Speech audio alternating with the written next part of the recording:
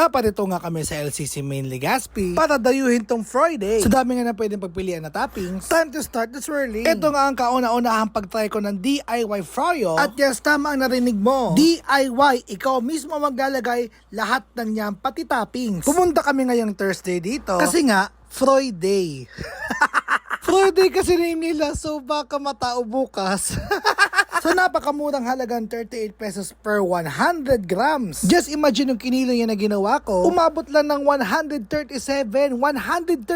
pesos lang. Ganyan nakalaki. Meron din silang mga special na toppings na for only 25 pesos. At syempre kailangan na natin tikman ang ating froyo. For the honest review naman talaga kasi napakasulit na itong froyong to dahil sa 38 pesos per 100 grams, napakarami na po ng aking nakuha. Idagdag mo pa dyan ng mga free toppings. Yung ang sweet na nga nung kinakain namin, sweet din kami.